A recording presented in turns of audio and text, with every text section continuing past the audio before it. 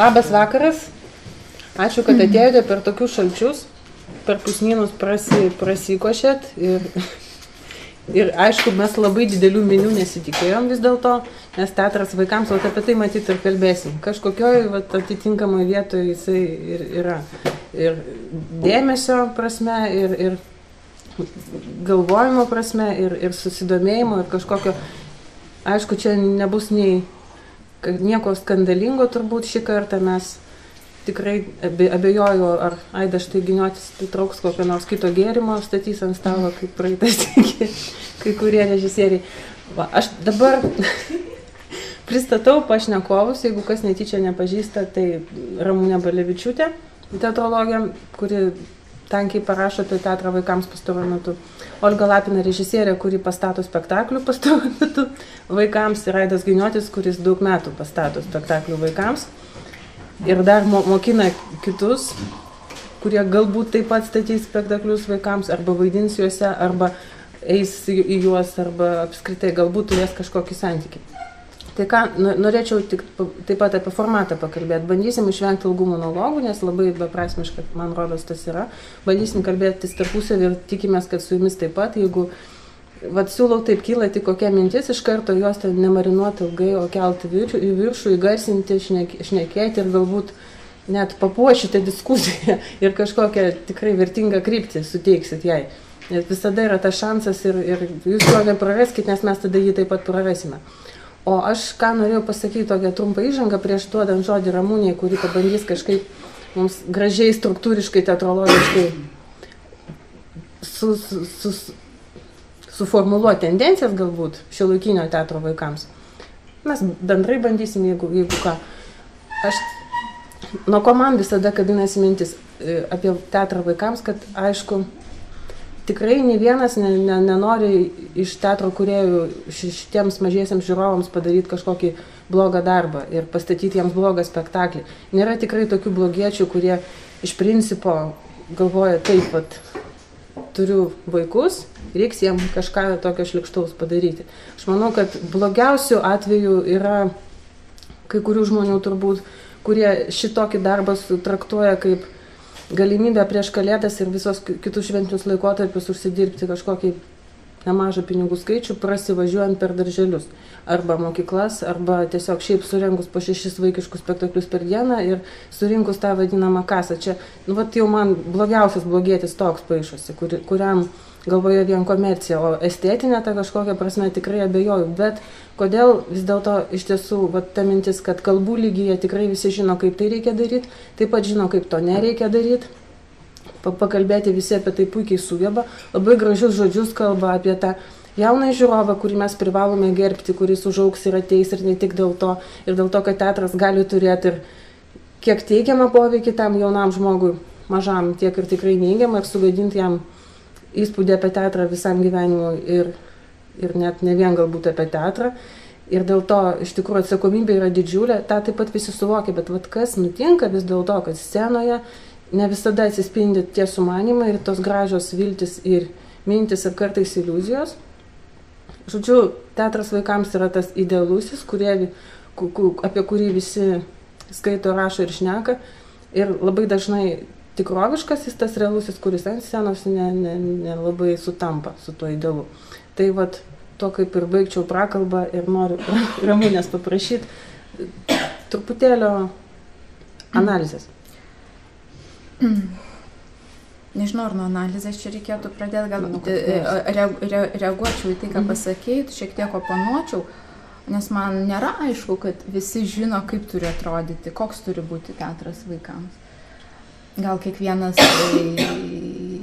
individualus menininkas, statantis vaikams, jis turi savo kažkokią viziją, įsivaizdavimą, bet šiaip aš nežinau, kas tai yra. Tai kalbėjom su tavim prieš tai, kad gal verta pradėti nuo to, kada tikrai buvo juntamas dėmesys šitam teatro segmentui, pastaruoju metu toks didesnis, tai jau praėjo daugiau kaip 10, kur jau čia vos ne 15 metų, kai Atviros Lietuvos fondas inicijavo profesionalaus teatro vaikams ir paaugliams projektą. Ir toks neakivaizdus, netiesiogiai suformuluotas to teatro moto buvo teatras be pasakų. Teatro kritikė ir žurnalistė Rūta Oginskaitė ir knygą tokią parašė, apibendrindama ir to projekto idėjas ir apskritai visą teatro vaikams Lietuvoje situaciją. Tai štai ten tokia idėja buvo, kad teatras turi liautis pasakoti pasakas ir pagaliau pradėti su vaikais nuo scenos diskutuoti labai rimtomis problemomis, kurios jos iš tiesų jaunina ir taip toliau. Tai ir žinot, ir dabar aš galvoju, kad iš tikrųjų praėjus tiek metų ta padėtis jinai tokia dviprasmiška, nes viena vertus, arba kitaip pasakysiu, jeigu kas nors dabar pastatytų puikiai pasaką vaikams, kas tikrai yra, negaliu sakyti, kad visiškai čia dykuma ir nėra jokio teatro vaikams, kaip nėra nacionalinės dramaturgijos. Čia pas mus labai populiaru yra tokie lozungai. Yra, tiesiog jo yra gal per mažai ir gal per mažai yra kokybiško teatro, gal taip tiesiog būtų galima pasakyti. Bet aš grįžtu prie to, nuo ko pradėjau, kad nėra aišku, koks turėtų būti tas teatras vaikams. Štai man atrodo, kad Olga turi savo viziją. Čia koks turi būti teatras vaikams? Taip, ir kaip ir turi gerbiamas Aidas Giniotis. Beje, bus įdomu paklausti, kaip keitėsi per tiek metų statant būtent tai auditorijai. Nes, dar atsiprašau, gal dar jums minčių daugiau kils. Tai žodžiu, tai vienas dalykas, dabar dėl to vadinamojo aktualaus teatro vaikams. Nežinau, gal jūs turit savo minčių, kas tai galėtų būti. Yra bandymų ir anksčiau, ir ne taip seniai kalbėti rimtomis temomis, bet vėlgi, kaip tai reikia daryti. Ir iš viskas, ar kas nors žino, kaip teisingai kažkokios, nežinau, metodinės rekomendacijos. Čia aš dabar noriu įsiterpti, iš kur aš susidariau tą įspūdį, kad žinoma, iš ko distiliuojasi be abejo tos teorinės žinios, tarkim, iš interviu arba prieš premjerinių tekstų. Paprastai vienas aspektas iškyla, kad mes kūrėme tokį teatrą vaikams, kuris bando tiesiogiai bendrauti ir ta visa tiesioginė komunikacija dažnai pabrėžiama, interaktyvumas taip pat dažnai pabrėžiamas, labai dažnai visi kalba apie pagarbą. Už ką? Apie pagarbą mažam žiūrovui, kad jie jį gerbė, kad jie nori jam gero, kad jie jį laiko protingų žmogum. Tas dažnai taip pat nuskamba. Ir tą tikrai mėgsta kartoti mūsų kūrėjai teatro vaikams. Šitie trys kriterijai. O dėl turinio, sakyčiau, vis dėlto svarstoma mažiausiai, koks tai turėtų būti dramaturgiškai ir kokios turėtų būti temos.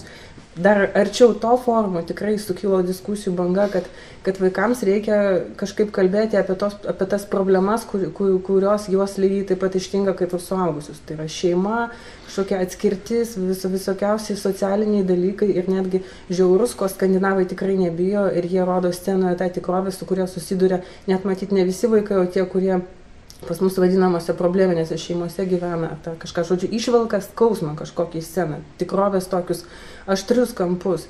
Ir visą tai laiks nuo laiko pakalbama. Tikrai, dabar grąžinu tave į sceną. Tai gal norėtų menininkai iš karto pasakyti, koks turi būti teatras vaikams? Nepasakyti, koks turi, bet ar jūs turit savo viziją ir stengiatės nuosekliai ją įgyvendinti? Ar tai kiekvienas atvejis yra individualus? Aš nežinau, man tas klausimas keistai skamba, koks turi būti teatras vaikams, o koks turi būti teatras suaugusiems, o koks turi būti teatras. Tai, manau, kažkoks klausimas, kuris yra sprendžiamas kiekvieną kartą vis iš naujo, su tam tikra medžiaga, pradedant iš tam tikro naujo kažkokį impulsą, kuris skatina tave daryti tą arba aną darbą. Dėl to, nežinau, kaip atrodo, kad bent jau, nežinau, aš iš Maskvos mokyklos, iš rusiško tokio teatro konteksto ir su vaikišku teatru susipažinau per rusiškus veikėjus teatro vaikams ir kaip tik ten buvo, prieš kažkiek metų paaiškinta, koks turi būti teatras vaikams, jūs visi tą žinot ir jie iki šiol turi tą problemą, tos tūzus su keliais tūkstančiais vietų žiūrovinių ir taip toliau, su tam tikrą kažkokiu žanru ir su visom kitom problemom. Dėl to, kaip tik, man atrodo, reikia bėgti nuo šito, koks turi būti teatras vaikams ir programa, ir punktai. Taip toliau, jis turi būti kaip teatras, jis turi būti teatras visų pirma. Ir tada, pavyzdžiui, ar galėtumėm suformuoti, koks neturi jis būti? Bet kas yra tas blogis? Konkrečių spektaklį pasakyti? Ne, pavyzdžiui, kokie yra tie blogiai, nes jie yra pakankamai besikartojantis šiaip jau ir ten tų visų Karlsonų ir raudonkepurių ir 3 paršiukų armija, jinai turi savo uniformą, taip galima pasakyti. Kas ne taip su paršiukais? Su jais viskas tvarkoja. Bet patys paršiukai nekalti, aišku. Būtent. Apie paršiukus beveik disertaciją galima parašyti, gal mes pastatymų Lietuvoje istoriją, kiek jų būta. Kiekvien nacionalinės premijos laureatas Mazūras yra jų parengęs. Taip toliau, tai paršiukai. Gerai. Susaiku. Aidai, kaip jūs formuluojat savo, ar iš vis formuluojat savo kažkokią užduotį? Man, kai pradedam šnekėti, sakau, apie teatrą vaikams, aš visą laiką užsidega tokia raudona lemputė ir aš puolu pykti, skepticizmą, nihilizmą ir taip toliau. Dėl kelių dalykų. Ir negi dabar šnekant, mes visą laiką painėjom kai kuriuos dalykus. Vat ką pastebėjo Ridas irgi, raudonkepuraitės paršiukai, mes turim tokių dalykų, kurie tarsi atspindi, kas yra blogas teatras vaikams. Bet man atrodo, čia kaip ir suaugusiems teatre yra arba geras spektaklis, arba blogas spektaklis. tą pačią Raudonkepuraitę gali padaryti taip genialiai, kad visas pasaulis pirgės į džiaugsmą. Ta patį socialinį teatrą apie žiaurumą tarp vaikų ar kitaip aktualiai gali taip padaryti, kad nesinorės žiūrėti jo. Ir iš tikrųjų tai bus blogo teatro ir blogo skonio pavyzdys. Taip, kad pasakyti, vėlgi formuoti iš anksto viziją, čia Lietuvoje yra viena labai didelė problema. Dirbti vaikams tu dirbi arba iš pašaukimo, arba kaip amatą, kaip darbą. Tai vat Lietuvoje, man atrodo, yra tokia situacija, kad dabar žmonės dirba iš pašaukimo. Nes tam, kad jie dirbtų savo amatą teatre vaikams, lėšų stygius yra, net stygium nepavadinsi, tai yra nefinansuojama. Nes jeigu kalbėt apie bilietus vaikams ar suaugusiems, tarkim, nepriklausomų teatrų, kadangi aš ir Keistuoliuose ir atviram rate susiduriu su ta praktika, bilietai pigesni, jų vaikus į teatrą veda, tėvai ne patys jie ateina ir tu esi pasmerktas užsidaryti, nes susiveda visą situaciją ant nulio. Į valstybiniuose teatruose manau, kad irgi kažkuria tas pats, vis tiek dalis lėšų ateina iš bilietų.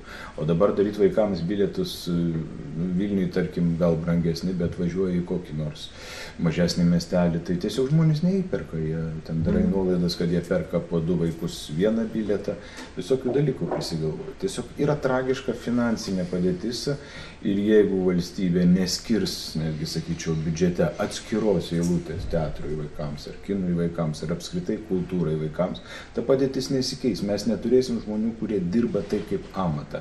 Tada mes neturėsim sistemos, kuri, ką jūs sakot, rūpinasi vaikams. O kiekvienas menininkas, talentingas aktorius ar režisierius, jis visų pirma įdomus tom, koks jis yra subjektyviai. Tokio Mazūro paklausus, kokia jo vizija teatre vaikams, manau, kad jis irgi turbūt neužsiema tuo, ko stengiasi užsiimti teatrologai, kritikai, jie bando apibendrinti visą kontekstą matyti. Tai dabar man užsiminėti kontekstu nelabai, aš tiesiog kuriu ir man norisi, kad tas mano kūrybos procesas ir rezultatas būtų įdomus. Tai tas pats yra vaikams. Aišku, jeigu tu galvoji, kaip čia šiandien kapeikėlį užsidirbti, kaip būdavo ten, ateina pas vaikus į darželį Smauglį parodyti ir gauna ten tų pinigų. Smauglį parodyti, tai čia turbūt reikia tik Smauglį turėti ir mokėti, kad jis tavęs nepasmaugtų. Bet tai čia nieko bendro su teatru.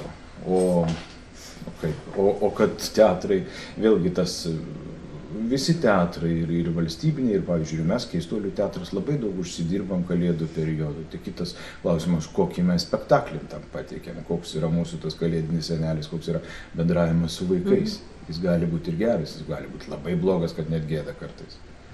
Čia priklauso nuo skirtingų dalykų. Aš nesmerkiu tų dalykų, nes aš manau, kad reikėtų suprasti teatrų situaciją. Ir kartais per Kalėdas pasirodo tikrai labai gerų spektaklių. Kartais jie būna labai blogi. Taip, tai tiesa. Bet tai nereiškia, kad jeigu mes nevaidinsim Kalėdom, čia tik epizodas. Kad mes vaidinsim kokį ten aktualų spektaklį, kad jis Atviras ratas, tarkim. Mes buvom padarę mūsų šitą spektaklį Atviras ratas, specialiai tokiom temom, kurios tiktų važiuoti į mokyklą ir važinėdavom po mokyklas. Tai mes nuvažiuojam, parvažiuojam, susimokam už savo spektaklį ir gyvenam toliau laimingai. Bet kiek tai gali tęstis, nes tai yra minusas, absoliutus minusas ir nepriklausomai trupai išgyvensiu, to neįmanoma. Viskas. Čia visi atsakymai. Arba mes turėsim žmonės, kurie tikslingai dirba tai apmokamą darbą, arba mes toliau gyvensim iš menininkų, kurie iš pašaukimo padirba, paskui pradeda verkti, nes nebeturi ką valgyti. Vieni išlaiko pašaukimą iki gyvenimo pabaigos, kitiems tas miršta greitai. Taip, tai čia yra... Labai pesimistiška, aš suprantu, bet aš tai galvoju. Iš tiesų yra problema ir mes jos čia, aišku, neišspręsim, bet aš ne visai tai turėjau omeny, klausdama apie viziją.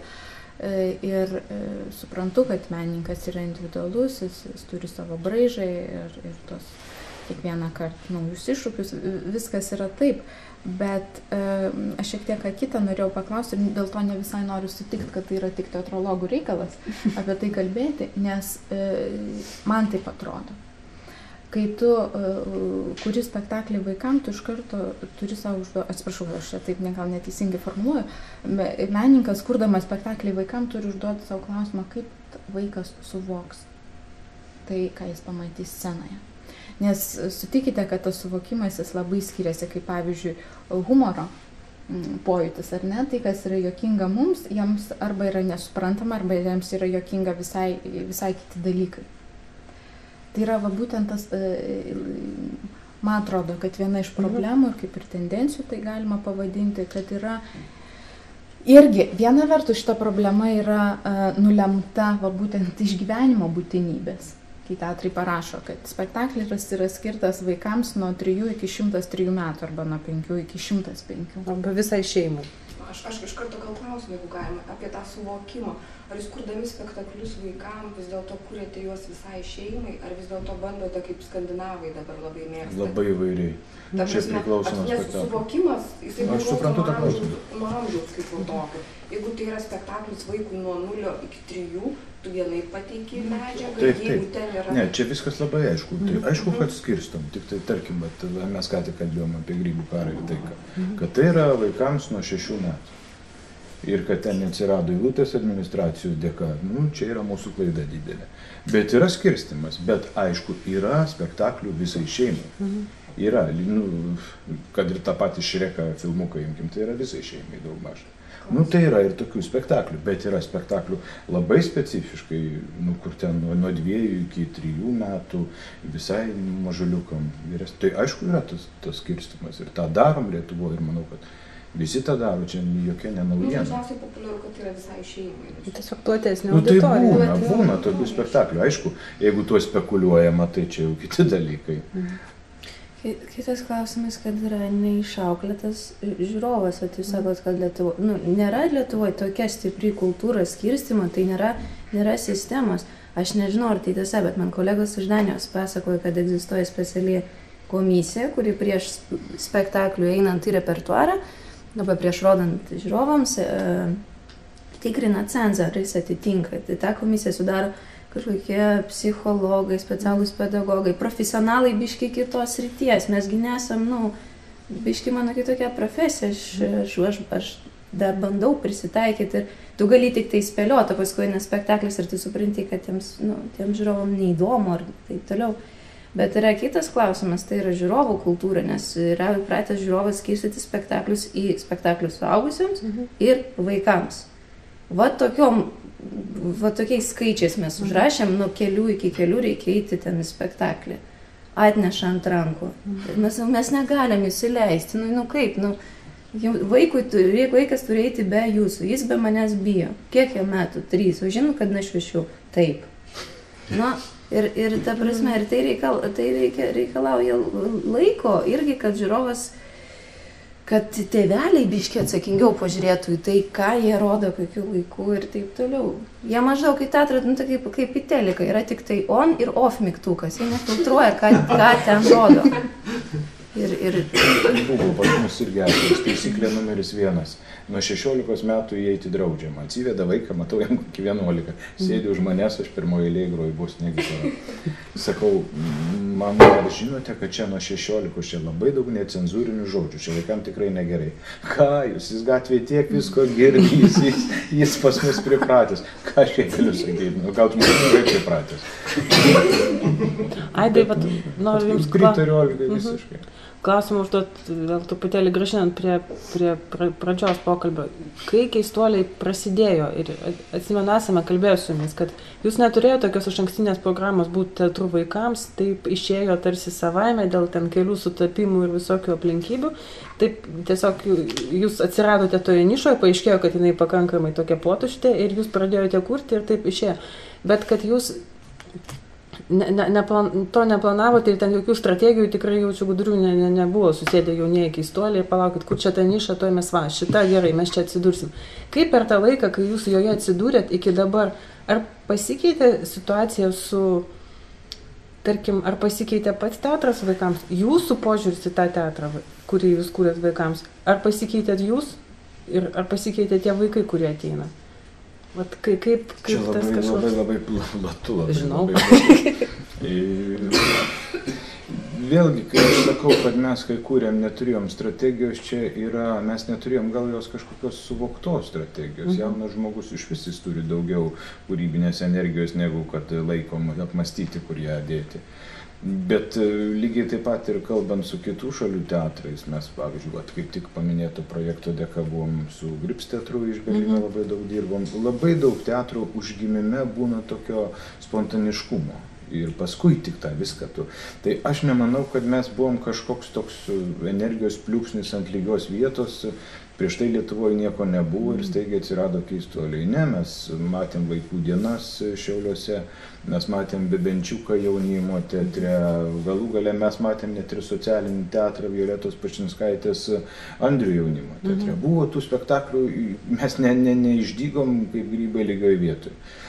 Tiesiog mūsų tradicija, būtent remiantis tais spektakliais Vaikų dienos Bebenčiukas, mes tęsėm. Ir tai buvo, vėlgi mes į vaikus žiūrėjom kaip į mūsų bendražygius, kaip tikrai tada nežiūrėjom kaip į kažkokią ten amžiaus kategoriją ar kažką, tiesiog jie mums buvo mūsų draugai, mes pašilkime drauge, jeigu taip paprastai pasakyti. O paskui taip mums ir su Gripsais bendravom, ten įsileidom ir socialinio teatro vėją į teatrą savo, bet vėlgi mes nesam ir tikrai dabar neužimam ir niekada nesistengėm užimti tik vaikams teatro nišą. Tai nebuvo mūsų tikslas. Dėl to pasakyti, kad mes būtumėm pradėję galvoti ir vaikus ir vesti vaikų klasę į kažkokią naują revoliuciją, mes tos neužsiėmėm misijos. Ir dabar turbūt neužsiėmėm, bet aišku, kai galvoji koks spektaklis, tai ką tu pasakysi ir kam tu kalbėti. Tai pagrindinis dalykas, iš to išeina yra amžiaus tie cenzai ir visa kita. O keitėsi teatras vaikam, kadangi aš jau pasakiau, kad man užsidega raudona lemputė ir pesimizmas apima, tai keitėsi jisai pakankamai sunkiai ir po šią dieną sunkiai. Bet ką Olga sako, čia yra ne vien teatro reikalas, čia yra bendro požiūrio, visuomenės požiūrio, žiūrovų požiūrio ir aš manau, kad ir kultūros valdininkų požiūrio reikalas. O kūrėjų požiūris, pavyzdžiui, tikrai matome dažnai, kad teatras vaikams dažnai jauno režisieriaus darbas ir paskui, ir galvoju, nežinau, sąmoningai, nesąmoningai, bet jis tarsi baigia mokslus, kol dar pats jaunas ir ieško ir tarsi bandosi ir kaip tokia bandymų poligonas yra teatras vaikams, paskui jis suauga ir jau imasi suaugusių. Ne visais atvejais ir ne visada, ir aišku, čia nebūtinai jis nuo vaikų pradeda, bet taip nutinka kartais, kaip ir aktorių kursai pabaigė, jie dažnai su diplominiais savo spektakliais vaikams kažkaip bando judėti toliau. O ar yra tikrai pas mus daug menininkų, kurie tą teatrą vaikams laikytų kaip savo nuoseklę kažkokią programą ir joje galėtų įsivaizduoti save, kad jis ten realizuojasi kaip menininkas? Aš negaliu pasakyti, kad nėra. Iš tikrųjų, tai lyginant su tais laikais, kai atsirado mes išvis buvom pirmieji nepriklausomi, tad kitaip ir neįmanoma buvo Lietuvoje, tai čia mūsų joks nenuopelnas, tiesiog toks sutapimas, bet yra dabar ir tas pats Stalo teatras, Tilkos teatras, Žalia Varna, Lėlių visi teatrai, Kauno, Vilniaus, Panevėžio, tokio tik vieno tokio specializuoto valstybinio vaikams, tai nežinau teatro, tokio nėra. Čia gal irgi yra, bet kad neatsitiktų, kaip Olga sakė, visi žinom tą Tiūzų patirtį, tai masiškumas ir kiekybė. Olga, pavyzdžiui, kai jūs savo pirmąjį spektaklį čia atvežėt po studijų į Lietuvą, pirmąjį vaikams, kodėl būtent jis buvo toks, Stebuklingoji kreidelė? Kodėl nuo jo pradėta? Kodėl jisai buvo būtent toks, koks buvo?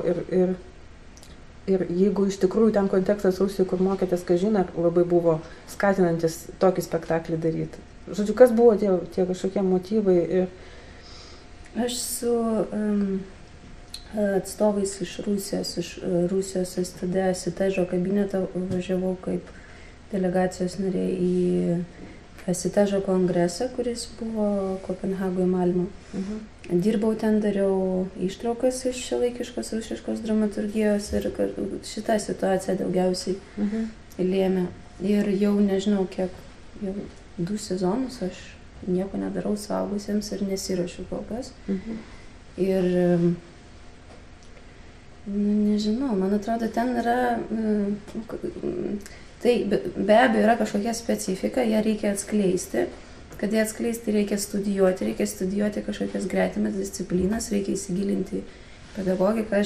Aš dėstau, aišku, suaugusiems žmonėms, studentams, bet vis tiek tai yra kažkokia biški kitokia niša, kurią reikia pirmą manau, ištirti ir tada jau daryti kažkokias išvadas, bet kol kas aš ten stengiuosi nesiblaškyti. Bet mano tokie kažkokie interesai yra, jie profesionaliniai, ta prasme, nežinau, vieną spektaklį tu nori padaryti su vienu raktu ir ten, nežinau, vienam žanrai, kitą spektaklį tu sugalvoji kažkokį kitą sprendimą.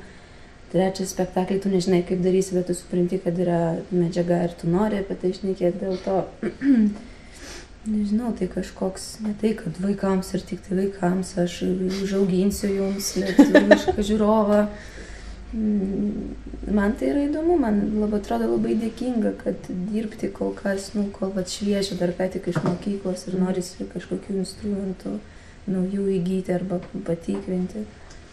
Kažkokia labai dėkinga dirba, kad tai daryti.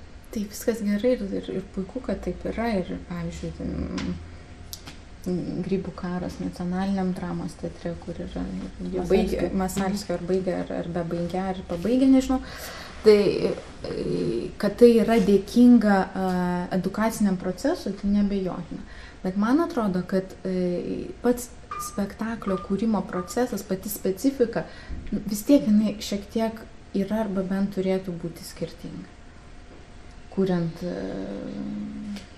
suaugusiems ir kuriant vaikams. Va tai, kad jūs sakot, kad reikalingos tam tikros kitos žinios.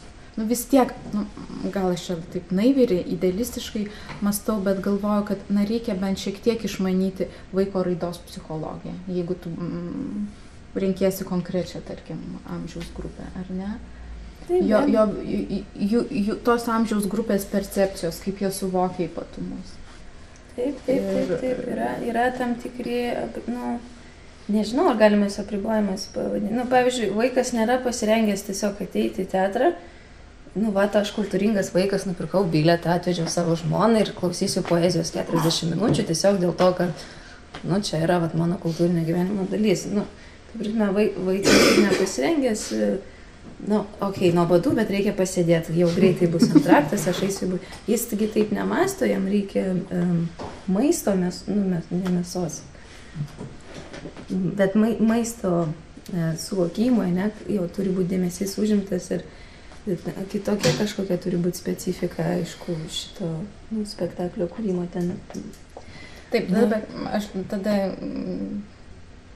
nevyniosiu į vatą, pasakysiu, kas dažnai pasitaiko, čia visiškai neturiu nei vieno, nei kito spektaklių galvoj, bet kas dažnai pasitaiko teatre vaikams, kai aktoriai ir kartu režisierius jis yra, kartais jo nėra, tiesiog patys aktoriai susikuria spektaklį vaikams. Jiems yra smagu patiems ir viskas, ir to jiems užtenka. Sutikite, kad taip dažnai yra. Perlenkti lasdelę į vieną pusę. Yra ir tokių dalykų, kur labai teisingas spektaklis su aktoriam visai nesmagu.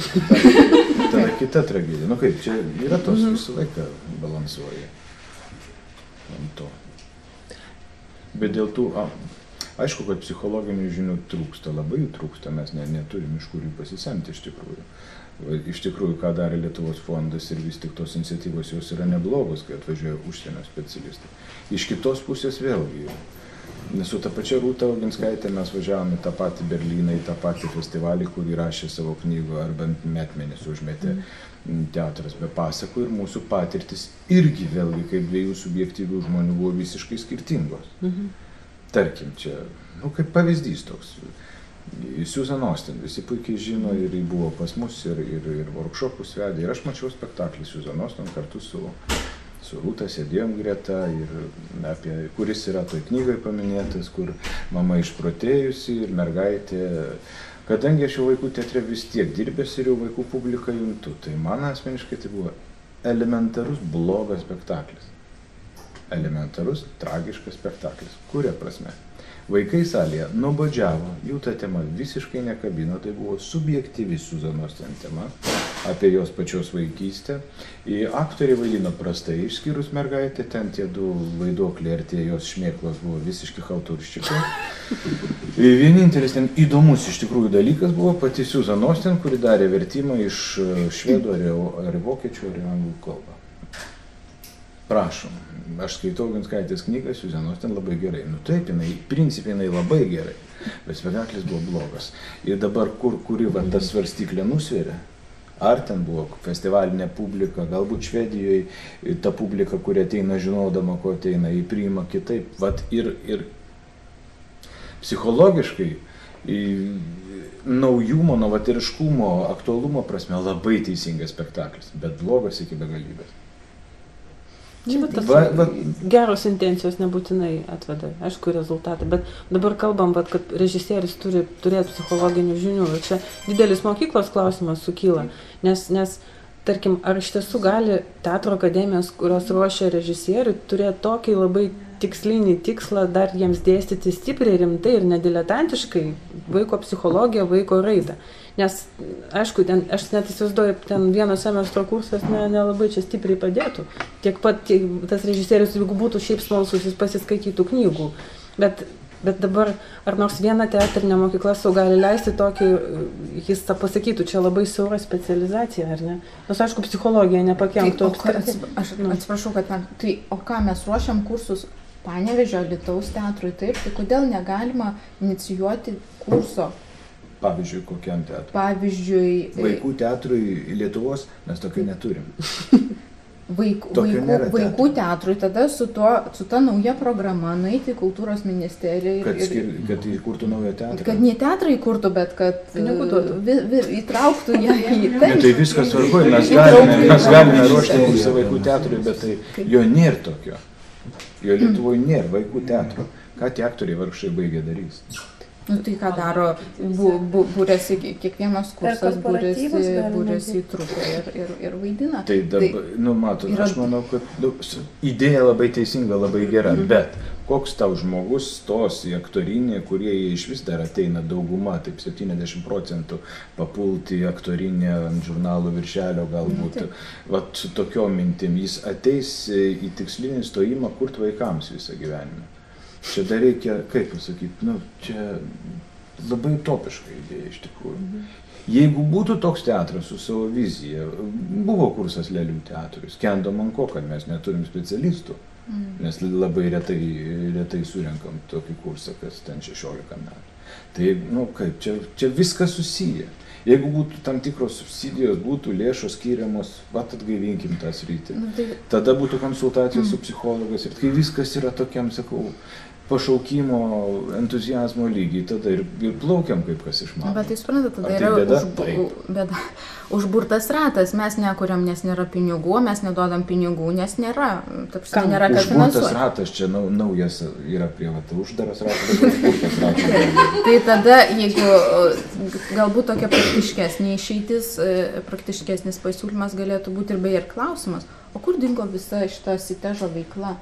Aš atsidarau jų puslapį prieš eidama čia. Jo, pas mane irgi klausimas. Paskutinis įrašas naujiena. 2011 lapkričio šitas. Ir nežinau, kas jam atsitiko, gal žinot, bet... Tu paaiškinai. Aha, atsiprašau, ir dar pabaigsiu. Ir suprantat, jie dar kažką tai darė, ten inicijuodavo tos festivalius, ten kas vykdavo kasmet, vos ne, ar ten kas 3 metai tarptautinis. 2 kartus per metus.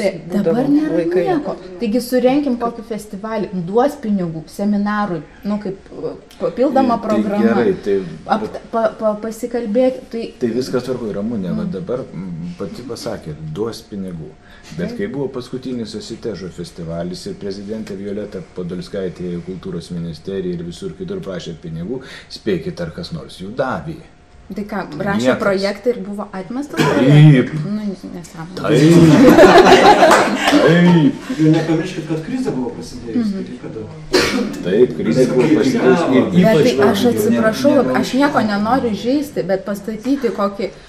bijau aš čia konkretų pavadinimą dabar pasakyti, bet kokį nors, gerai, menų spaustuviai, kokį nors spektaklį, kuris... neblogiausia, bet... Kitoks teatras vaikams. Ne vaikams, aš noriu, gerai, mažajam teatrui, kokį nors pastatyti spektaklį, bet kokį. Tai tam yra pinigų, o žodžiu, surengti vaikams... Ne. Tada jums yra atsakymas į klausimą. Dėl ko aš sakau, kad kiek tie žmonės gali iš to pašaukimo dirbti. Bet taip yra reali situacija to. Tu dirbi vaikam, nieko negauni, dar gauni per galvą ir vėl dirbi vaikam, vėl nieko negauni, vėl dirbi per galvą. Įdomu, kiek Olga temps dirbdama vaikams. Matot, aš valstybiniam teatre dirbu, man kažkaip... Jei gerai. Čia mes kažkaip priartėjom, prie...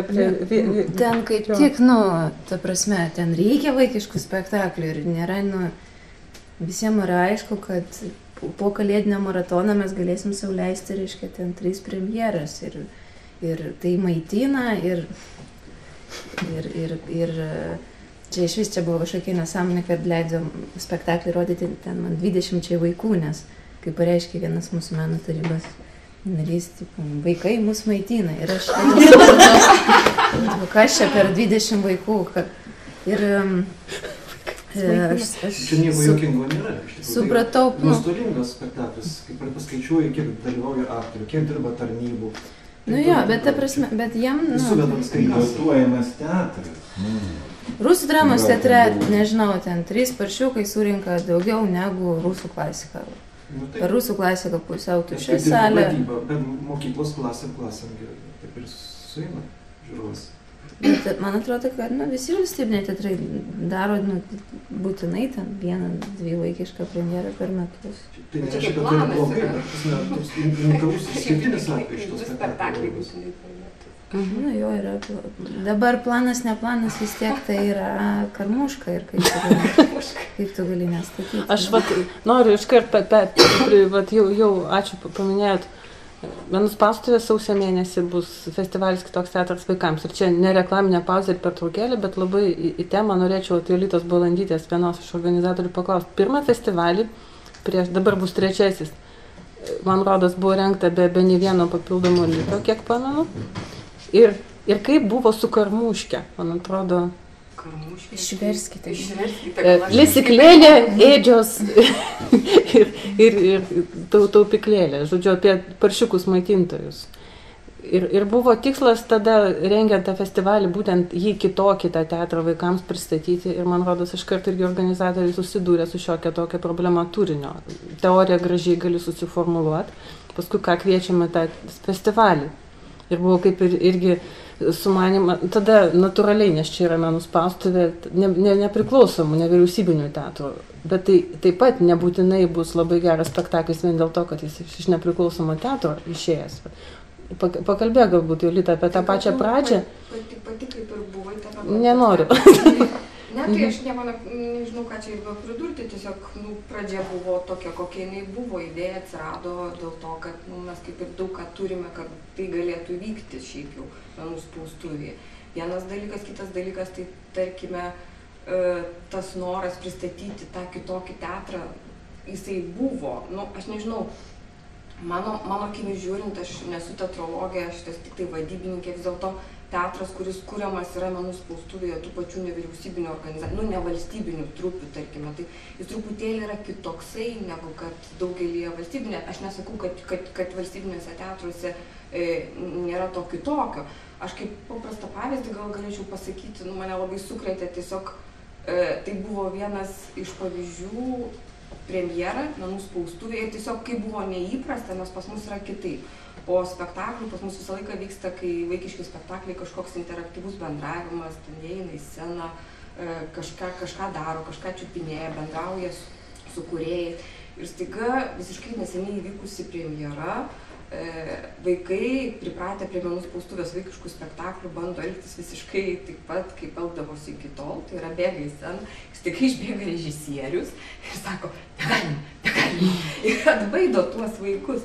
Tai ta prasme, tuo atrodė, kad tai pakankamai nepriimtina mūsų erdvėj. Tai tas festivalis užgimė dėl to, kad buvo kažkokie tokie truputėlį kiti spektakliai, kurie buvo pas mus rodomi. Ir aišku, tas pirmasis festivalis, jisai buvo absoliučiai lokalus visiškai, ta prasme, tai buvo surinktos tos trupės, kurios rodosi menų spaustuvėje ir truputėlį gal nukreipta viskas buvo daugiau į kitą tikslinę grupę, kitą lauką. Jeigu repertuare vykstantys spektakliai, tai jie daugiau nukreipti į žiūrovus, kurie yra Vilniuje, tuo metu buvo daugiau susikoncentruota į kitus miestus ir tiesiog jie kviečiami ir rodomi tie spektakliai.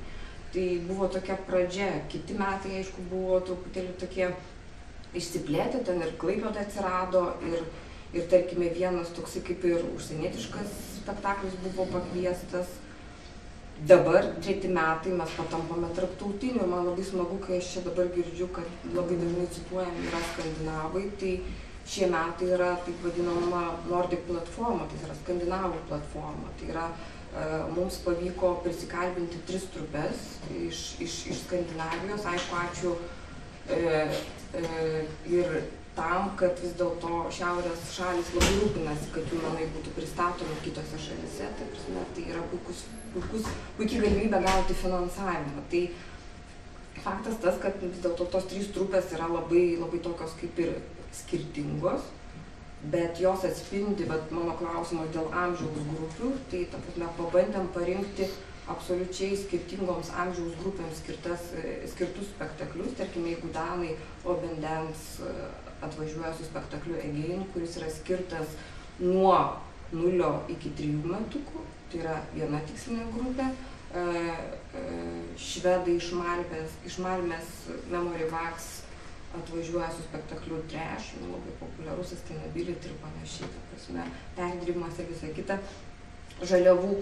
Tai amžiaus grupė yra nuo 7 iki 12, tai lygiai taip pat labai džiugu, kad, pavyzdžiui, pavyko surasti vieną trupę Norvegijos, tokia Katja Lindeberg, kuri pristato spektaklį paaugliams, kas mano manimu Lietuvoje yra pakankamai didelė spraga šiaip iš principo. Tai toks bus šitas festivalis, jisai aišku turės tą vadinamą tą Nordic platformą, lygiai taip pat mes bandysime vis dėlto nevyriausybinį sektorių daugiau kviestis lietuviškai ir tai bus tos pačios menų spaustuvės, menų spaustuvėje besirodančios trupės ir aišku porą trupių iš Klaipėdos. Ir aišku, tai yra iš esmės, tai yra spektaklių programa. Kita, aišku, kaip ir kiekvieno festivalio programa, yra labai svarbu ta edukacinė dalis. Ta prasme, kartais tai gaunasi menų spaustuvėje nuolat automatiškai, ta prasme, pabendravimas po spektaklio, buvimas kartu interaktyvus spektaklis. Tai kažkaip tai, aišku, norisi kažko ir papildomo truputėlį. Tai jeigu kalbame, pavyzdžiui, apie paauglius, spektaklį paaugliams, tai mūsų idėja nebūtinai, kad pratęsimas vyksta ta tema. Yra paauglių tikslinė grupė, yra šokėjai, gatvės šokio specialistai, statantys tos pačius spektaklius menų spaustuvėje ir tai yra papildomi užsiėmimai su jais. Tarkime, jeigu mes kalbame apie trash ir ten šiukšlės ir tą šiukšlių perdirbimą, tai nebūtinai ten jie eina į sceną šoką su jais kartu. Yra kūrybinės dirbtuvės, kurios skirtos yra daugiau darbui ir mokymui vaikų, kaip elgtis, ką galima padaryti iš plastikinių butelių. Šių metų vienas iš tikslų yra dar menų spaustuvė kaip erdvę sukurti jaukią vaikams. Ta prasme, kai eini į foje, tau atrodo čia pilkuma, negražu, kažkokie baldai. Tai mes esame dabar prisigalvoję gausybę įvairių dalykėlių, kaip mes galėtumėm pagyvinti tą erdvę, kad vaikai atėję į spaustuvę jautųsi komfortabiliai, tarkime, dar prieš spektaklį. Jie turėtų užsiėmimų, žinotų, ką čia nais veikti ir panašiai. Dabar aš irgi norėčiau ką pridurti truputėlį, kaip iš šalies pažiūrėjus. Kaip apskritai yra su festivalinė kultūra. Šiaip 100 metų pastebėta, kad joks festivalis situacijos iš principo nekeičia. Nekeičia situacijos su Lietuvos teatrais, tarkim, Sirenos, mažai keičia, nebent tai susijęs su dramaturgija ir tada kažkoks tas grūdas pasėtas įsauga ten kitaip, Naujosios dramos akcija ir visi kitoks teatras vaikams, kaip festivalis, savaitė nepilna spektaklių taip pat, jisai, nežinau, ar gali daryti va tokią realią įtaką. Nepadarė įtakos per daug stiprios tokios, kokios norėta vis dėlto ir Suzanos tie seminarai. Tai yra toksai, nutiko smagu, o toliau vyksta taip, kaip vyksta, man rodos. Aš galėčiau, aš tiesiog kaip vadybininkė, ta prasme, mes, formuodami festivalio programą ir eidami į kažkokį tai jaukų įvilktą daiktą, vis dėlto pripažįstame tai, kad mes naudojame jūsų kūrėjų produktais. Mes juos pateikiame, įdedame į tam tikrą formą ir laukiame kritikos. Kokie jūsų menininkų darbai, toksai ir festivalis iš principo yra. Lietuvoje taip, užsienį galime atrinkti kažką, bet tiesiog yra tokia realybė. Tai ką gali pakeisti, kaip ir kasdieniai repertuariniai spektakliai, tiesiog čia daugiau toks intensyvas yra. Dar vienas dalykas, yra, kaip sakot, organizatoriai, yra kritikai, yra kūrėjai, bet dar vienas yra dalykas, kad yra ir terpė, žiūrovai, kurie ateina, kurie žiūri. Ir mes šito faktoriaus, kuris yra labai svarbus šitam klausimui, mes jo negalim atmesti. Nes iš savo patirties esu susidūręs su labai savotiškais dalykais. Tarkim, po to bendravimo su Gripsais, po tų minėtų gražių laikų, įstatėm spektaklį taisyklė numeris 1 arba sapnuoti Vilnių draudžiam. Pagal jų liniją 1 miuziklą. Jis buvo tiksliniai nutaikytas į jaunimą ir vyresnio amžiaus paauglius. Ir kas atsitiko Lietuvoje, koks fenomenas. Pas mus pradėjo rinktis publika, labai garbi, su kostiumais, suknelėm ir staigiai spektaklis, kuris buvo taikytas į underground aplinką ir tokio stiliaus, staigiai tampa tokiu kažkokiu vos ne tokios prabangios publikos kažkokiu reiškiniu. Nors nieko ten tokio, tarkim, kas būtų suvokta prie grietinėlės, prie ponių laimėje, taip sakant, ten nieko to nebuvo, ir suprask. Buvo spektaklis Marius ir Miglė, irgi pagal Gripsų, Makso Milį, taikyta jaunesnio amžiaus vaikams 1-4 klasė. Sprendžiamos socialinės problemos, draugystė su kito socialinio sluoksnio vaiku, tėvų išsiskyrusių problema. Tėvai į spektaklį pradėjo vaikų nebevesti, nes jiem nepatinka taip. Spektaklio gale ten vaikas tėvuko pas mus užkutendavo. Vokiečių spektaklyje grinai būdavo atsiskaito jam už visą neteisybę. Mokyklos mokytojai nebeveda. Jiem irgi nepatinka. Viskas. Baigėsi mūsų eksperimentas socialinis. Tas pats buvo su Agnės Dilytės spektakliu Neklausinėk Julytė. Labai šviesus, gražus spektaklis, bet negalėjom nerašyti. Aprašėme spektaklio, kad spektaklis yra apie vaiko klausimus apie mirtį. Nes tu gali pameluoti, aišku, ir nepaminėti, bet tai bus nesąžininga. Ir tuomet daug labai girdėjau tiesiog tėvų, ne vaikų. Vaikams nebaisu, o tėvų nuomonė. Ne apie mirtį. Bet dėl tos mirties aš norėčiau pasakyti, pavyzdžiui, Kaune, kai stato Inesą Paliulytės spektaklius, jos visi spektakliai yra susijęs su mirtim tikrai, vieni daugiau, aišku, kiti mažiau, bet jinai pati ir interviu visose nevengia niekada kalbėti, kad tai yra labai svarbu, bet vaikams reikia su to susidurti. Tai tarkim, Kaune šios problemos nėra, aš nežinau, galiu čia apie pinigus kalbėdami pasakysit, bet tai valstybinis teatras, jie ten vieni kitus nefinansuoja, nežinau kažkaip, bet tikrai būna pilnas salės jos spektakliuose visą laiką ir niekas nemato nieko blogo. Kai tarkim toks spektaklis kaip Liūdnas Dievas, jis iš esmės yra apie mirtį, iš esmės yra apie tos pasmerktus vaikus ir kitus žmones. Tai, aš manau, ten dar susiję galbūt su tuo, kad ten Inesa Paliulytė nuosekliai dirba ir pristato ne vieną spektaklį per kažkiek laiko, o yra premjeros pakankamai periodiškos, jinai nutinka ir žiūrovas pratinamas, be to yra šiaip dar ir šalia darbas su vaikais ir tiesiog yra kompleksas, yra terpė, kuri formuota ne vienu kartu, ne vienu pranešimu spaudai, ne vienu plakatu, o per keletą metų įvairios veiklos įvairiais būdais. Ir tada galbūt kažkaip ją reikia paruošti prieš tai, kai jau gali kalbėti apie tą mirtį, nes tave dar ir kitaip pažįsta ir žino, ko tikėtis galbūt. Man rodos, čia konteksto klausimas yra šiek tiek kitoks. Taip, konteksto klausimas ir klausimas, jūs sakot, nėra tradicijų arba jos yra kažkokios keistos, ar ne, tos publikos irgi yra įpročių klausimas, bet kas tada turi formuoti tai? Savaime nesusiformuos. Menininkai ir ką dabar paminėjote, piaras. O piaro dalis esate ir jūs. Ir dar čia prie tos iniciatyvos, tikrai, jūs sakot, nežinau aš tos situacijos, bet tikrai aš nenoriu tikėti, kad yra bendra valdžios nuostata ignoruoti teatrą vaikams. Aš netikiu tikrai. Aš manau, kad buvo kažkokios padarytos klaidos, kažkokie nesusikalbėjimai, nesusipratimai, nes prie tų valstybinių prioritetų, prie visų tų gairių. Taip, tos visos prevencinės programos, aš tikrai nemanau, kad jie galėtų leisti savo gal aš senas cinikas, bet aš tikiu tuo. Aš ne. Bet gal galima jūs pasiūlyti kokiai partijai po 4 metų mes kultūros ministrė išėjus. Gali ir nepartiniai būti. Ne, bet žiūrėkit, o pavyzdžiui, o kodėl? Mėgėjai. Paklausykit, bet čia taip akivaizdu. Pažiūrėkit, kas darosi su mokyklom ir mokytojai. Tai čia lygiai tas pats, ar su ikimokyklinio auklėjimo įstaigom, darželiais. Pažiūrėk, visą laiką kabo ir kas kabo ant plauko.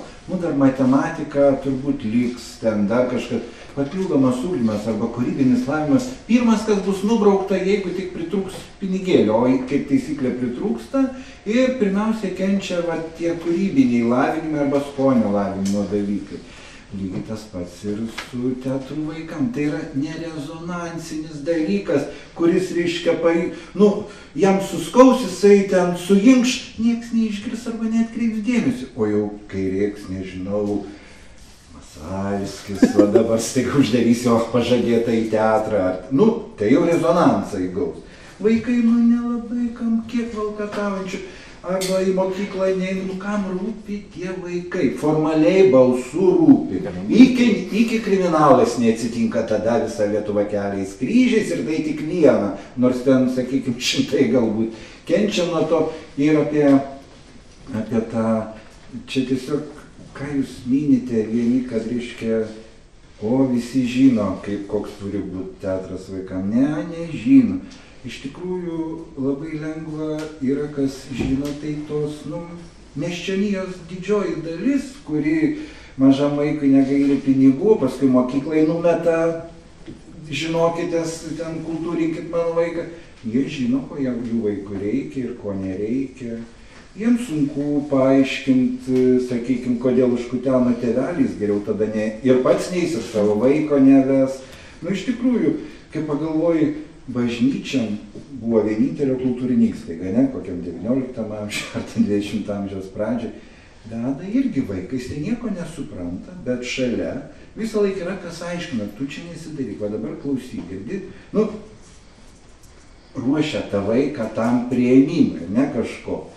O čia mokytoja į kavinę kavą gerti, klasę bujalinkit. Jūsų problema, matyti, jūsų menas netoks, kad jau reiškia jie, o kad tas vaikas turi būti irgi nuteikiamas, ruošiamas kažkam. Taip yra, kaip sakyti, tokių slengų pjesių arba spektaklių samagraikų, kur, nu, jos ir be ypatingo režisierius, tas, sakykime, 3 paršiukai, kiek buvo, dabar 5 versija eina mūsų repertuare, tikrai, ko gero, net nelabai svarbu, kas statė, kas vaidina, koks sprendimas, 3 paršiukai, jeigu ten pašalo šaltukas, tai kitą spektaklį žiūrėk apsigalvos ir negaila jau bilietų nupirktų, o 3 paršiukai tvanas tegul būna.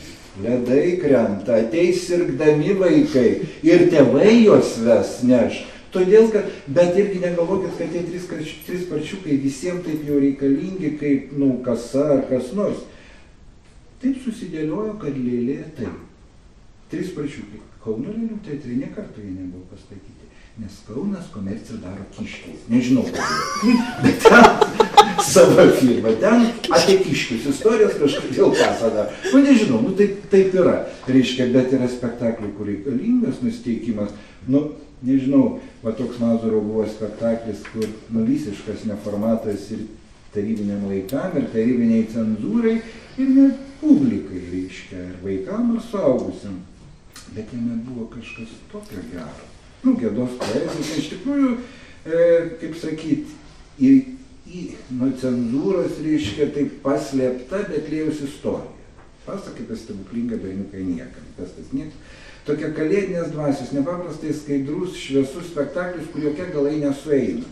Bet ėjo kokia publika, kur nusaugę kažkurie jautė, kad ten kažkas labai nepaprastai gero ir savo vaikus turbūt vedėsi, gal jie ten nelabai gaudėsi, bet ant kelių pasisodinę bandė padėti suprasti tą spektaklį.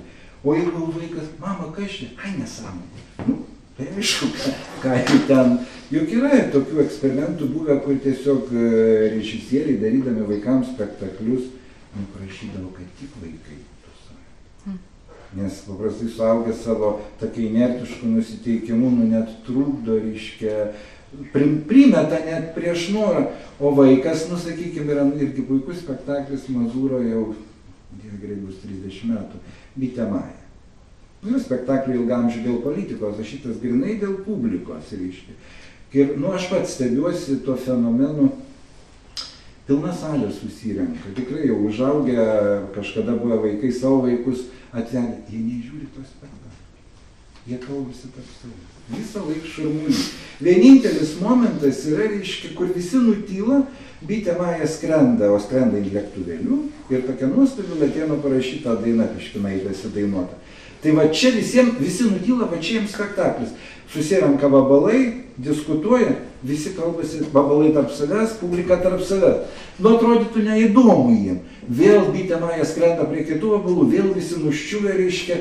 Bet kažkodėl, va, iš šono pažiūrėti, nu, neįdomus galbūt spektaklis. Tie patys eina po keletą kartų pakalbėti šalia Bitės Maja. Nu, jiem kažkodėl gera, va tas keistas toks irgi, matyt, pagal amžiaus grupės, reiškia, skirtumas tiem 3 metų vaikam, ko gero ten, aš nežinau, kaip sakyti, jau visiško apeliavimo į intelektą negali būti ir to nėra, ir tuo geri tie spektakliai, bet turbūt ir vėlesni čia ir dabar turėtų, reiškia, šitaip kažkaip rastis, bet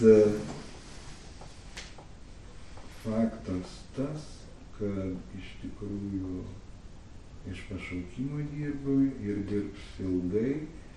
Jeigu atsiras geras labai finansavimas, ko gero kitokių problemų susilauks tas teatras vaikam.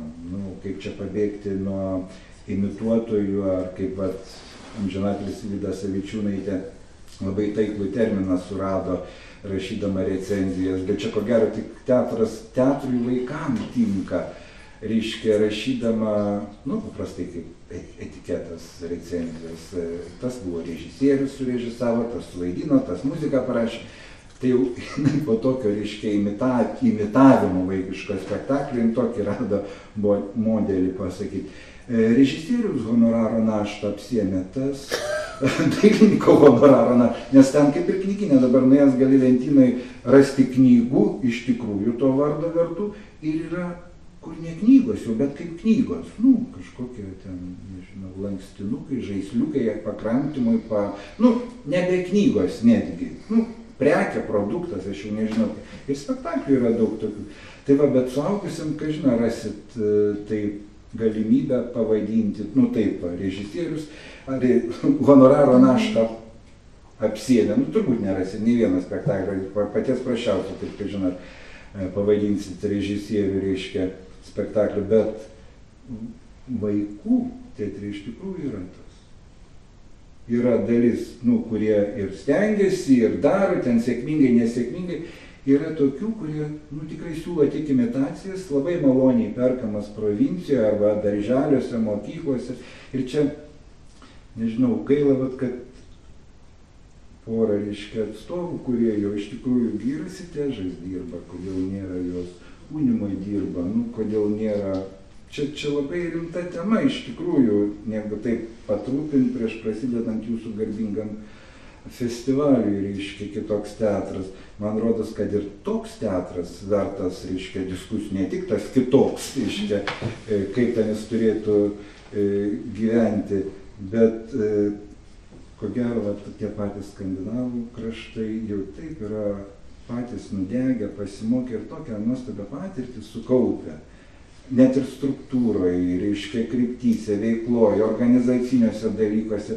Ir jie nebuvo atvažiavę, nežinau, girdėjau, čia, ne kur nors, o būtent Vilniui, vieno susitikimo metu Švedijoje tą galiojantį modelį, kaip vis tik tai atskirti tuos chalturščikus arba pasipinigautojus, kad neužstotų kelio tam, kas vertas būtų, reiškia, daeiti iki vaiko su kūryba. Čia dabar tikrai nepasakosiu, bet tie modeliai yra, nereikia to dviračio išradinėti, tik kada ministerijų kultūros ar švietimo galbūt, ar dar atsiras ta būtinybė suvokta, kad tą jau seniai laikas pradėjo daryti. O tada iš tikrųjų galima ten tą patirtį perimti ir ko gero gan nesunkiai.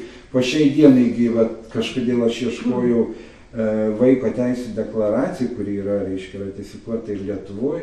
Va to punkto, pagal ką švedai, reiškia, visą tą rūmą stato, pasirodo pas mus kitaip išversta.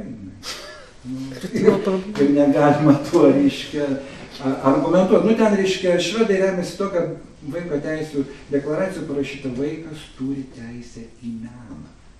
Ir jie taip sutraktavę, reiškia, kad jeigu provincijoje gyvena vaikas labai toli nuo didmiesčių, kur sunkiai pasiekiamas tikras kultūros kūrinys ar spektaklis, ar kas, kad valstybė įsipareigojusi tą meną davežti iki vaiko. Chalturčiai patys davažiuos ir ten nutreš nuo jo. Tai va ten jie ant to remdamiesi sukūrė visą struktūrą. Pas mus išversta šiek tiek kitaip, kad gali traktuoti, kad vaikas turi teisę pats piešti. Būtų menininkas. Finansavimo problema tikrai nėra pagrindinė ir aš net nemanau, kad tai yra kažkokia didelė problema. Nes aš tiesiog prisimenu savo vaikystę ir aš užaugau su Keistuolių spektakliais. Ir tai buvo, kaip sako, pirmas nepriklausomas apskritai teatras ir būtent orientuotas vaikų publikai. Tie jauni žmonės turėjo tiek energijos ir tiek idėjų kažkokių ir man tik nuostabiausi prisiminimai yra iš šių spektaklių. Bet kaip suprantu, niekas niekada nefinansavo, kažkokia čia 15 metų. Bet tai buvo kaip, čia ką aš kalbėjau apie pašaukimą. Tai reikia tik pašaukimo. Tai va būtent tai, ką Austėja sako, bet suprantat, jūs sakot, čia raudona šviesa nieko nebus, jūs sakot, aš dirbu valstybiniam teatre, man nerūpi. Jūs sakot, kad tėvai yra baisus, jie nieko nesupranta. Bet tai kas tada? Tai deleguokit, aš nueisiu, aš paaiškinu. Nu, tai kas tą gali daryti? Bet tai žiūrėkit, jūsų teatras yra, nu, tai turi kažkokios dotacijas. Aš suprantu, kad ten palyginti su kitais. Bet tai čia yra politikos klausimas. Yra naujas puikus meno vadovas. Tai kodėl tada, vat, jūs sakot, su tais 3 paršiukais taip yra ir tai bus? Tai kas ugdys? Tai nieko blogo nėra. Ne, yra tam tikras blogis. Yra. Aš kalbu apie tėvų nusiteikimą, reiškia, kad tai ką jūs galvojate, čia tas geras vadovas arba vadybininkas koks supečius, ne, jie patys eina į tai. Bet tai aš sakau, čia yra repertuaro formavimas. Tai jeigu jūs palyginsit, bet mes palyginsim paršiukus, tarkim, ir mano dukra, kai aš ją nusimdavo visai maža, pažiūrėjo tos paršiukus, jai labai patiko ir Lėlės teatrą pradėjo vaidinti paršiukų teatrus. Sako, einam į paršiukų teatrą. Aš sakiau, ne, mes ten daugiau neįsim. Ir dabar jau ją yra, į tą spektaklį, ne į teatrą. Ir dabar ją yra 4,5 ir jinai dabar tą teatrą sako, einam į Obelėlės teatrą. Ir aš esu dėl to laiminga ir aš matau pagal savo vaiką, kad tą galima, suprantat, kad galima padaryti, galima pasiekti rezultatų ir tos tėvus perauklėti, ne tik vaikus. Tai reikia, visiškai niekas neturi jokio entuzijazmo, jokių jėgų. Ir aš suprantu, aš jūs aišku nekaltinu, bet tai, kaip aš suprantu, čia bus viskas į beorę erdvę ir niekas nepajudės nuo tokių kalbų. Palaukit, šalia keistuolių, reiškia, iniciatyvos tokios privačios buvo, tikrai atsiminė, tai toks festivalis ir gan neblogas masiškumo prasme Ramelių. Teatrai vaikams. Taip. Ir jis galėjo tęstis kažkodėl, irgi matyt, užgeso, bet jis ne vienus metus vyko ir ten net jau ir komisijos yra įvertinimai. Bet kas gerai, reiškia, kai tu atsiduri tik tai vieno miesto kontekste, Kaune, ten Panevėžyje, ir yra vienintelė vieta, kur vaidinama vaikams, sakykime, ar galim pasižiūrėti, atrodo, kad viskas tvarkoja. Ir gal net labai tvarkoja. Bet kaip yra galimybė šalia pamatyti visus, tada išryškėja galbūt iš tikrųjų, tada ir gali pamatyti, tam ir tie festivaliai bent man būna labai naudingi. Ko kontekstas? Jo, ar kad vienodumas jau toks, ar abuojumas užėmė, atsimenu vieną sezoną, netgi dėl tų pačių tematikos, reiškia, išsisėmimo arba aklumo. Visi, kas tik netingi, statė Andersono coliukę. Buvo galima surengti coliukių festivalį iš 7-8 pastatymų.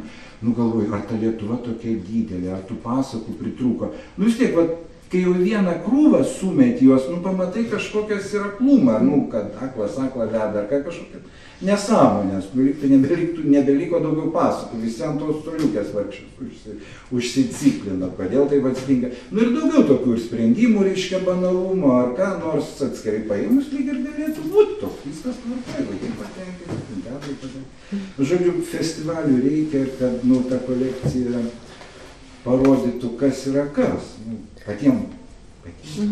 Dar mes, aišku, čia jau truputėlį jūs minėjote tą chaltūrą važiuojančią į mokyklas, darželius po miestą, nes mes iš tikrųjų jos net ir nematom ir nepažįstam, nes tikrai pas mus tai jinai net važiuoja, mūsų vaikai ten kažin ar pateks, bet pernai turėjom tokį neblogą kontaktą su nemažai mokytojų iš visos Lietuvos ir jie mokytojų, darželio auklėtojų, žodžiu, tie žmonės, kurie užsiima meninių ugdymų mokyklose ir jūs sako, neįsivaizduojat, kas mus pasiekė. Ir jie yra žiauriai veržlus, jie savo puikiai finansuojasi tas gastrolės, jie veža, kodėl man paršiukas tapo toks blogio ženklas, nors tikrai jisai gali būti fantastiškas, nuostabus, šviežias ir net koks nors inovatyvus paršelis, bet tie paršeliai, kurie ten važiuoja, tas yra visiškas košmaras su paralodiniam ausim, su kažkokiu tai prastriksėjimu vulgarių, ten viena dainelė Ingos Valinskienės įrašyta magnetofone nuskamba, jie palei ją taip ir būna, jie surenka iš tų vaikų po litų 15, ateina, apvažiuoja kelias mokyklas po miestą,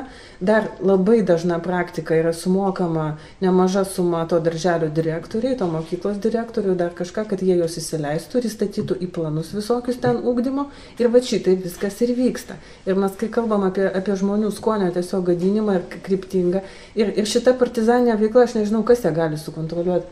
Mes kalbėjom tada su, pavyzdžiui, Kauno, mano apskrities ar dar kažkokia tai teta iš savivaldybės meno skyriaus, kuri sako, pas jos lyg ir kilo ta idėja, nežinau tik kokiam lygiai, visų savivaldybių ar tik Kaune. Savivaldybei skirti tokį kažkokį skyrių poskirį ar bent jau asmenį, kuris bandytų inspektuoti ir kad mokyklos privalėtų tos savo ugdymo planus su meniniam programom iš pradžių pateikti tam skyriui, kad jisai aprobuotų, galima tą teatrą ar negalima. Bet tai sako, iš kur mums paimti ekspertų, kurie pasakys. Šitie paršiukai štai geri, o šitie paršiukai štai jau ir nelabai. Nes jiems tiesiog trūksta išmanimo, jie negauna, aišku, ten būtų idealu, jeigu tie paršiukai prieš skambindami direktoriai atsisiųstų savo DVD ar dar kažkokiu būdu prisistatytų, kad būtų matyti, bet nieks tas neįvyksta. Ir visoje Lietuvoje iš tikrųjų po visas mokyklas, darželius ir kitas įstaigas važinėja visiški košmarai. Ir kurie, man rodos, gerokai iškreipia ir tų pačių žiūrovų lūkesčius, ir situaciją, ir skonį, ir visą kitą. Bet buvo, prie švietimo regis ministerijos, buvo vienu momentu, čia laisvės pradžiai, tokia komisija. Buvo. Nežinau, kodėl taip jau liko, bet, sakykime, yra, Izraelija tame pačiame ir kitose civilizuotose, sakykime, šalyse, neturėdamas, aprobavimo tam tikrų įstaigų, kaip antai švietimo ir kultūros ministerijos, rašto, kad tai, ką tu rodai, tinka vaikams, tu ten kojos negali kelti. Kai aš išgirdau, kad Leninas koncertuoja vaikų darželiuose. Tai buvo čia televizija kažkokia tai istorija su tuo kriminaliukas, reiškia. Tai reiškia, mūsų maitina vaikai, teisingai, kodėl ne? O ten, ta prasme, yra taip matyta, įstatymo galę turi, neįeisi ten, kur yra vaikai su bet kuo. Maža, ką tu ten susigalvosi, reiškia, ne? O čia, bilietukai, ponė vedėja ar ponė direktorė, procentas jų, reiškia, padainau kažką. Jūs matot, patys teatrai yra nesuinteresuoti, čia iš tikrųjų lieka tik tai ant žodžių, kad reikia formuoti žiūrovą, Nėra teatras suinteresuotas, kai ateina naujas mano vadovas ten, kuris, pavyzdžiui, pas mus išeina į kovo mėnesį. Entuziazmas baigėsi ten po 2 metų ir dar porą metų reikia tiesiog palaukti, kol baigsis kadencija, kas bus po manęs. Maždaug tokia situacija, jinai niekaip neduoda suformuoti kažkokio tikslingo teatro veido. Ir šiuo atžvilgiu irgi.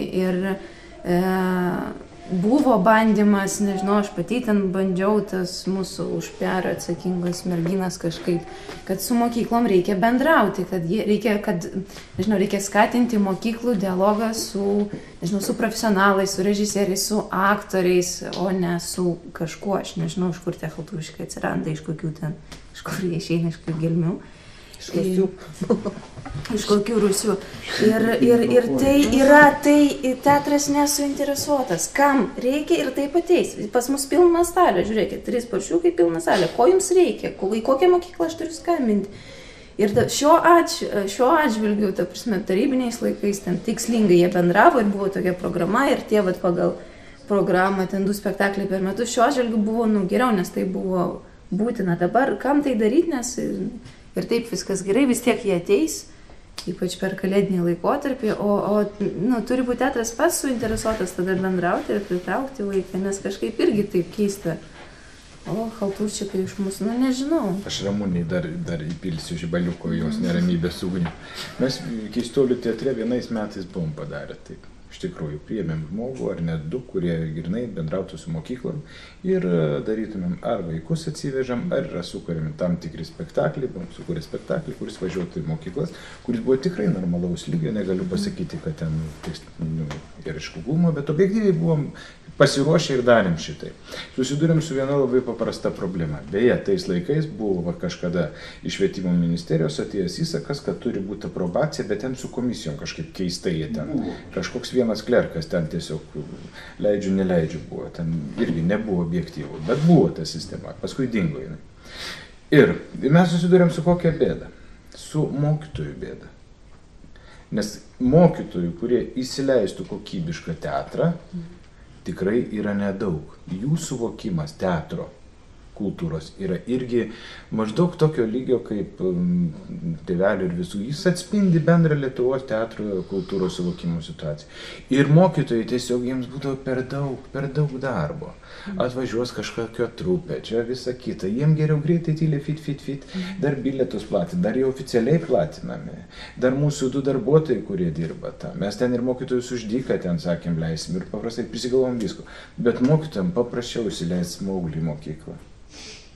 Surenka palytą iš vaikų, Smauglį, pažiūri viso gero. Darbas atliktas. Ir tokių yra dauguma. Tragedija? Taip. Dauguma, bet yra alternatyvų. Yra alternatyvų. Mes neradom pinigų, bet man atrodo buvo graži iniciatyva. Sugalvojom tokį festivalį, mokyklų teatras, kad per mokyklinį teatrą, per mokyklinį teatrą veidą prasibrauti į mokyklą ir suprasti, kokia ten situacija.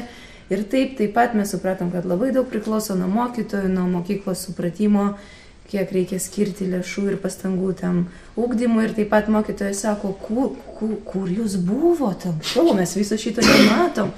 Ir taip toliau mums niekam nesakė, pakabinkit pas mus nors afišą ir taip toliau. Ir netgi važiavo ten mūsų kažkas, kabino afišą, čia nesąmonė. Bet paskui mes tiesiog neradom tam pinigų, kad tęsti tokią iniciatyvą. Bet tų mokytojų yra ir yra teatrų, yra mokyklų, kurie turi teatrą ir tokios mokyklos supranta, kokį poveikį daro teatras netgi mokymo procesui, kad jis, nežinau, ten gerina rezultatus egzaminui, tai tiesiog, faktai. Aš irgi taip manau, nes žiūrėkit, visa šita mėgėjų veikla. Aišku, jie yra mėgėjai, neprofesionalai, bet yra, aš bent jau 2 žinau tos respublikinius mėgėjų teatrų vaiką, kur vaikai patys vaidina. Taip, čia Liaudies kultūros centro. Nežinau, Klaipėdoje yra toks Ledinė zylutė.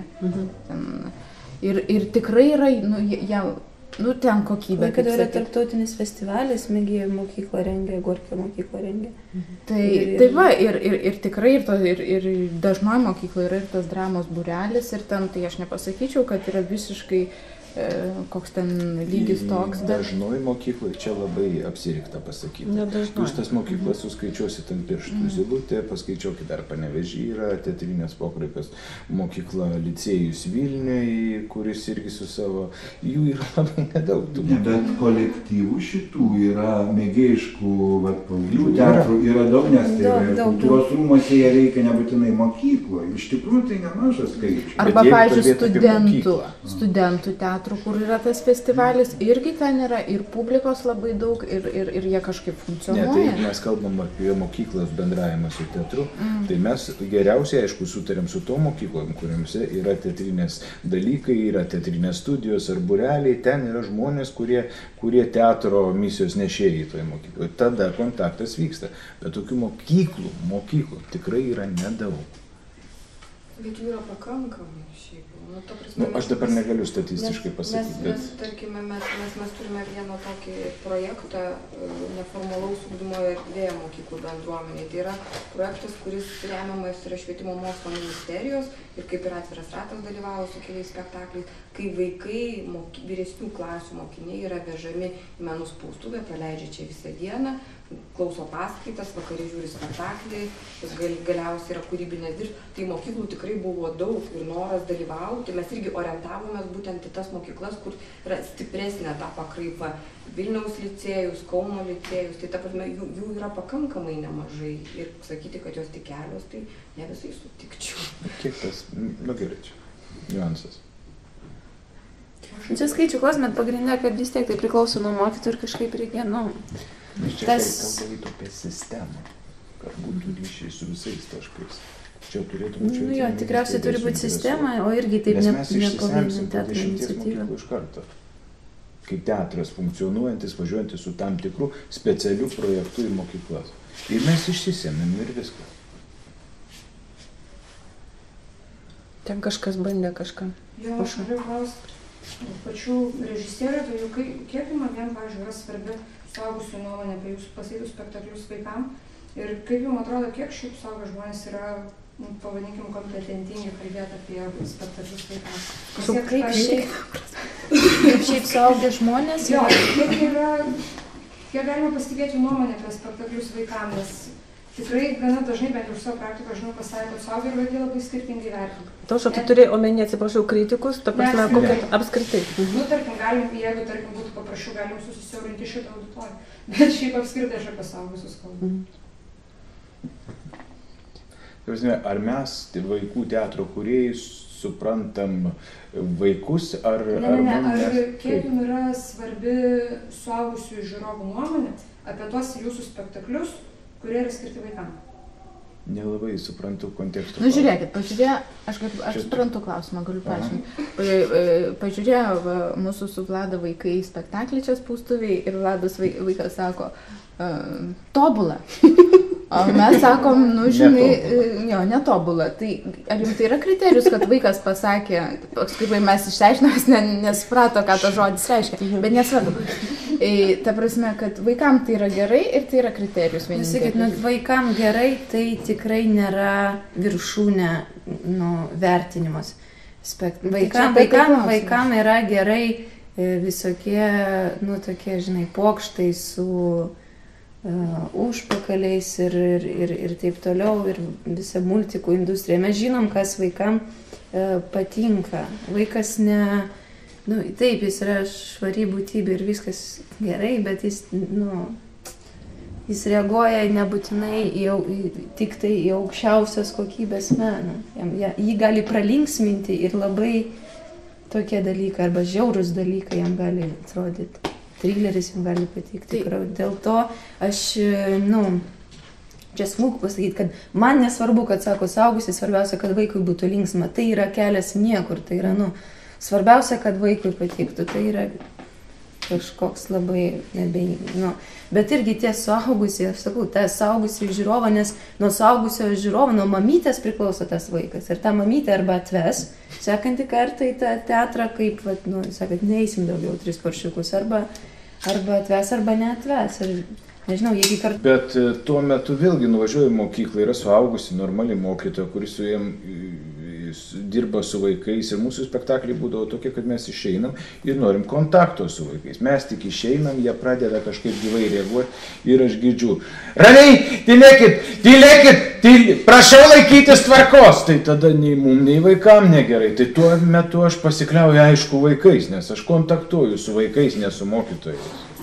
Tai man tada aišku kriterijus yra vaikas. Bet jeigu spektaklis, kuriame iš tikrųjų reikalinga ir suaugusio, vadinkim spektaklis visai šeimai iš esmės, po kurio jie turėtų kalbėtis apie spektaklį, kurį net jis turėtų, kaip Rimas sako, paaiškinti spektaklio metu, kur turėtų vykti gyvas dialogas tarp 3 jau tų aktoriaus vaiko tėvo, tada be abejonės tėvų nuomonė. Čia labai subjektyvu. Aš, pavyzdžiui, klausiu savo broliaus, ar jis, aš Noršteino fanė, aš jį skaitau, žiūriu, jis man yra kažkoks.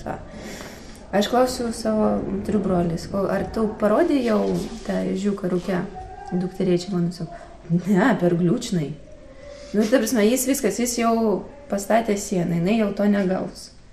Kol pati neužaugs ir nesusiras kur nors, daug dieve, YouTube'e, kai jai bus jau 19 metų. Ir kodėl mane, ta prasme, tai irgi yra, kaip sakyt, bet nuo kažko reikia pradėti. Jeigu mes sakysim, tai konstatuosim, kad taip yra ir iš tikrųjų yra ta terpė, jinai yra mažytė, bet yra normalu.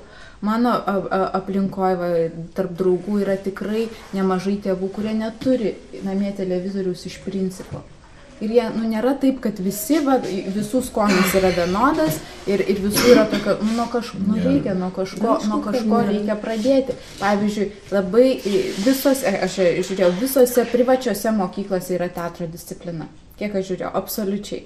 Į darželį, į kurį eina mano vaikas, važiuoja stalo teatras, kelis kartus buvo. Yra, aišku, tai yra mažuma, bet yra normalu. Ir nuo to reikia pradėti.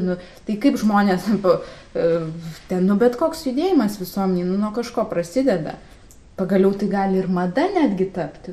Čia įvairūs variantai, bet kad taip sakyti, ne, valdžios požiūris yra, aišku, jis yra toks, koks yra, bet nuo kažko aš susitaikymas toks visiškas.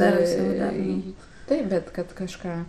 Bet be abejo, Kažką daryti galima, reikia trūksta daryti. kažkokių mechanizmų iš tikrųjų, nu kaip sistemos, kad mokyklos bendrautų su teatru, nu kažkokios va tokios, kad... Bet kas tą turi daryti?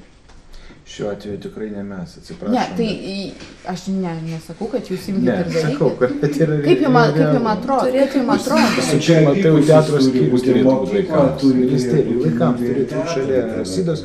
Kažkas sėdė teatrui vaikams. Turi Kažkokie būt finansai kažkokia teatro vaikams. programa, jo Kažkaip, planuos. parūpintų ir strateguos. sistemą. Aš visada ateisiu ir pasakysiu savo nuomonę, bet kurią komisiją ar ekspertų susirinkimą, jeigu kažkam bus tai įdomu. Bet tai yra jau administracinis, vadybinis reikalas. Reikia, kad teatras taptų ne tokia vat, atsitiktinai, vat, privačios mokyklos turi, o valstybinės neturi tokios disciplinos, kad tai taptų disciplina kiekvienoje mokykloje, bet tai jau aukščiausio lygio, tai nenuspėja. Tas beje procesas irgi vyksta, man atrodo, jau dabar yra teatro egzaminas, galima rinktis 12 klasėje. Taip? Ir neformalaus ugdymo programa, man Taip, atrodo. taip. Tik tais nežinau, ar tas teatro egzaminas stojant į akademinę ką nors duoda. Ne, kažin. čia yra kaip neformalu. Suprantu, čia vėlgi viskas. Jeigu panašu- muzikantam jo. duoda muzikos egzaminas į akademiją, stojant teatro egzaminas jo. Nu, va čia taip, irgi Čia viskas negaliu iš tikrųjų sutikti, nes mes kai bendravom su tais mokykliniais kolektyvais, su tais vaikais, kurie dalyvauja ten būreliuose, jie yra adekvatų žmonės, iš jų, nežinau, 90% visiškai adekvačiai supranta, kad jie niekada nebus aktoriais, arba jie tai daro ne dėl to, kad aš būsiu aktoriai, jie supranta, kad jie lavina kažkokius savo vidaus dalykus, kurie visiškai nebūtinai jie ruošiasi akademiją. Labai mažai buvo tokių, kur aš būsiu aktorė. Čia aš ne dėl to pasakiau, kad jie ruoštis turėtų akademijai. Tiesiog apie sistemą.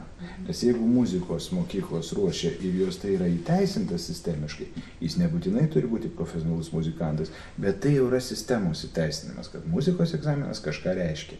Teatro egzaminas yra tiesiog, bet jis nieko nereiškia sistemiškai. O kad jie nebūtinai ten visur turi verštis į akademiją, gimdėvi. Žodžiu, panašu, kad reikia reziumuoti. Ir ką mes galim pasakyti? Turim užduoti kultūros ministeriją, ne?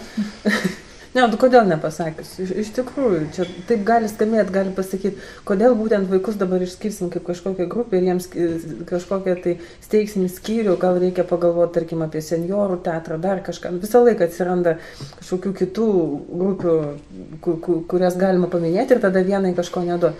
Bet iš tiesų galėtų ir bandyti rasti tą sistemą, jeigu kas nors įvardytų, kad problemos teatre vaikams nėra kažkoks, kaip panašiai kaip sezoninis reiškinys, vaikas užaugo ir paskui jis jau suaugęs ir jam jau nebesvarbu iš esmės. Ir dėl to nereikėtų į tokį maždaug laikiną reiškinį kaip teatras šitam žiūrovui, kuris taip pat ten keliems metams tik tai kreipti dėmesį. Jeigu būtų suvokta, kad tai yra vis dėlto svarbiau ir tada matyti sistema atsirastų iš to suvokimo.